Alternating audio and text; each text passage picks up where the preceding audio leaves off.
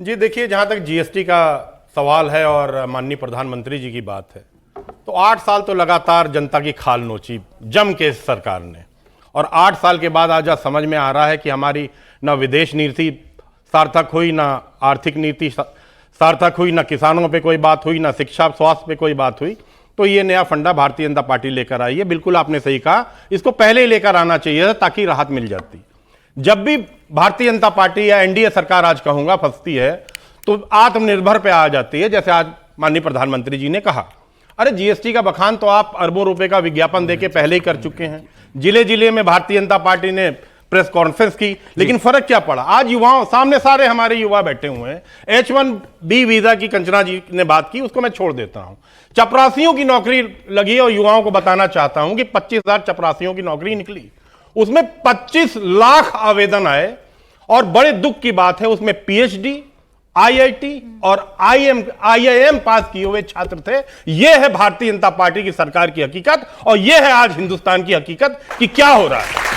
मुझे नहीं पता कि आप में से कितने लोग जॉब कर रहे हैं, नहीं कर रहे। भंडारी जी मैं रुक जाइए एक मिनट, में खत्म करने दीजिए। प्रधानमंत्री जी ने दूसरी बात की टोल की भी उन्होंने, मैंने उनके भाषण बहुत ध्यान से सुना।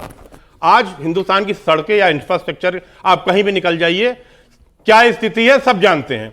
2014 से पहले 2500 करोड़ रुपए टोल हिंदुस्तान की जनता से वसूला जाता था।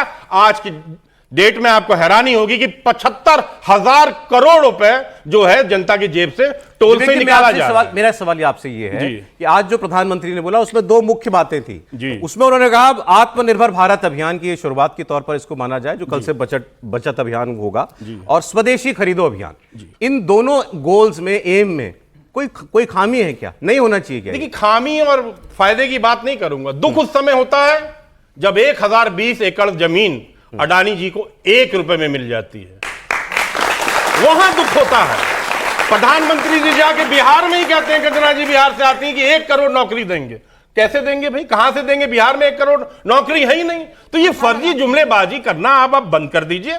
रशियन ऑयल पे प्रधानमंत्री जी ने बात नहीं की। अच्छा, 1 मिनट रुक जाइए, आखिरी 30% डिस्काउंट रशियन ऑयल में हिंदुस्तान को मिल रहा है। जनता को 1 रुपए का या 1% का फायदा हो तो बता दीजिए। वाजपेयी जी 16 लाख करोड़ रुपया अंबानी जी की जेब में जा रहे हैं और जनता भूखी मर रही है। आप भी चाहते थे कि अंतर्राष्ट्रीय मुद्दों पर बोले प्रधानमंत्री? जी बिल्कुल। वाजपेयी जी, देखिए प्रधानमंत्री की पहली प्रायोरिटी, पहला फर्ज है कि देश की समस्याओं को सुलझाए, और इसीलिए जीएसटी पे बोले हैं वो आज। रहा सवाल H1B का, आपने बिल्कुल सही कहा सौरभ जी, रेट्रोस्पेक्टिव लागू नहीं होगा।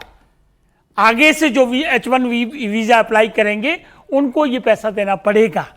एक बात बताइए, अगर वहाँ स्किल्ड लोग हैं और हमारे लोग हैं, अगर वो यहाँ उनको साधन मिलेंगे तो वो ज्यादा बेटर करेंगे या हमारे के बेटर करेंगे? आत्मनिर्भरता की बात कैसे कर रहे हैं? वो इसी एंगल से कर रहे हैं कि हमारे देश में ज्यादा उत्पाद हो, हमारे देश से ज्यादा माल एक्सपोर्ट जाए, इंपोर्ट कम हो, हमारे देश में ज्यादा इन्वेस्टमेंट हो। तो इसमें क्या बुरी बात है? मतलब क्या कहना क्या चाह रहे हैं कि जीएसटी में दाम कम क्यों कर दिए? ये कौन मानेगा इनकी बात? अरे दाम कम किए तो अच्छी बात की है ना, दाम बढ़ाए तो नहीं हमने। अब इन्होंने कहा पहले कम क्यों नहीं किए? भाई ये जो रिफॉर्म्स हैं ये स्टेप बाय स्टेप होते हैं, और जैसा मैंने पहले कहा कि राज्य सरकारों की पूर्ण सहमति चाहिए।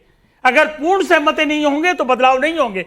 हम पेट्रोल को भी लाना चाहते थे लेकिन सहमति नहीं बन पा रही। अभी वेलफेयर स्टेट है हमारा, ये भी ध्यान रखिए।